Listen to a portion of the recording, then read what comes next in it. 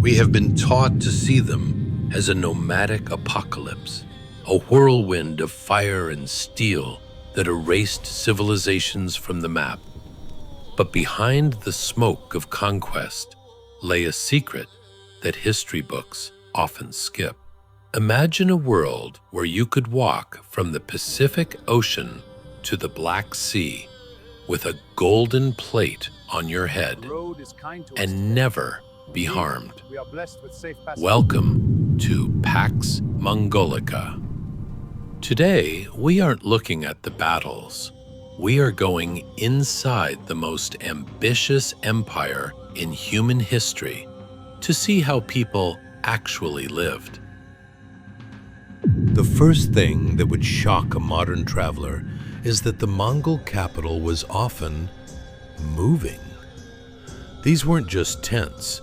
These were gurs of such immense scale they were mounted on wooden platforms over 6 meters wide, pulled by teams of 22 oxen. A royal migration looked like a fleet of land ships moving across the grass. Inside, it was pure luxury. Walls lined with Persian silks, floors covered in heavy felt carpets, and the air smelling of roasted meat and expensive incense from China. In the 13th century, the steppe was the most technologically advanced logistics hub on Earth. In the heart of the empire stood Karakorum. It had no walls, because under the Great Khan, no one dared to attack. This was the world's first truly multicultural capital. In one street, you'd hear a Buddhist monk debating a Christian priest. In another, Muslim astronomers were calculating the stars using instruments that wouldn't reach Europe for centuries. At the center of the Khan's palace stood the Silver Tree, a mechanical masterpiece created by a captured French goldsmith. From its silver branches, wine, honey, and rice ale flowed automatically for the guests. It was a place where your religion or origin didn't matter as much as your talent. How do you rule half the world before the invention of electricity?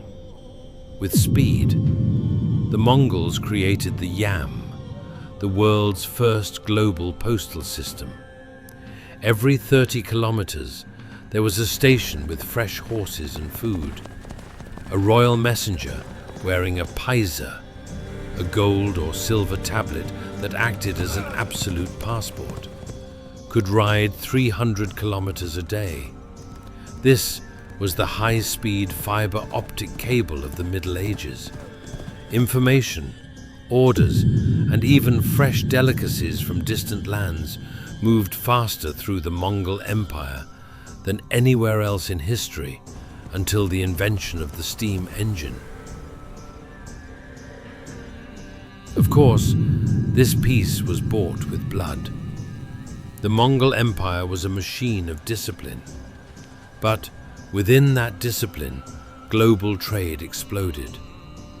They brought gunpowder to Europe, paper money to Persia, and the compass to the West. They didn't just conquer the world, they rewired it. When the empire finally fractured, the roads they built remained, eventually leading to the Silk Road we know today. The steppe didn't just give us warriors, it gave us the blueprint for the modern, connected world. Which part of this lost world should we reconstruct next?